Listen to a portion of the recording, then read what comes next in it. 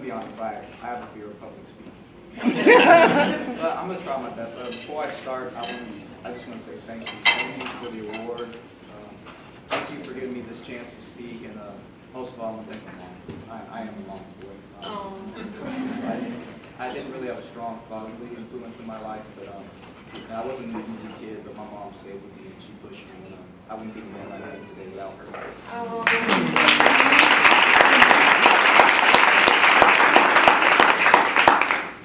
Why education is important to me.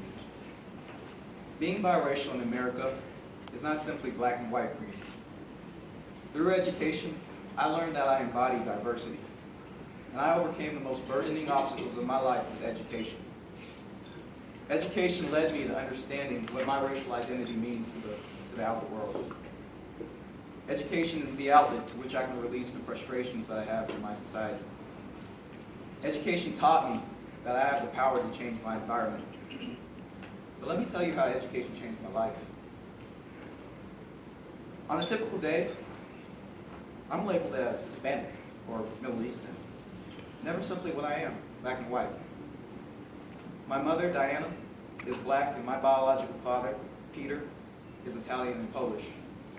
Which means I grew up eating fried chicken and pasta, listening to R&B and classical music. One of my earliest memories is of my black grandpa, Mac, speaking with my white grandfather, Frank, about their childhoods in Mississippi and New York. However, my own story begins in Texas, not only as a biracial child, but one with special needs. I couldn't hear for the first 4 years of my life, which means I was blissfully unaware of what the descriptions of ethnicities were or meant. When I began preschool, I was labeled special needs, but the label lit a fire in my mother and started my journey into realizing who and what I am. Diana told me I was starting basic training in speech therapy. After 14 hours each week of school, speech therapy, and a private therapist after school, I learned what hard work meant. I also learned the power of words from classmates who taunted me for my lack of them. I began to recognize that I was different from other kids through their cruel words. White kids would say, "You're just a light-skinned N-word." And black kids, they would say, "You're just a wannabe N-word." Anger took over my life. I was angry that I didn't notice the emphasis on race. And I was angry I couldn't stop their words, that word. As a distraction, I placed my energy into speaking correctly and doing my best in school. I learned to love literature and education. While that helped, I also learned the anger behind that word. My mother tried to ease my pain, but I had no father to reinforce her words at the time. As a last effort, Mom signed me up for football. And that worked. I know what you're thinking. How could football, a sport for brutes with no educational value, help pain caused by a word? The truth is, football is serenity for boys with issues. Football teams don't focus on weaknesses or racial judgment. They focus on completing the next play. Action is set aside.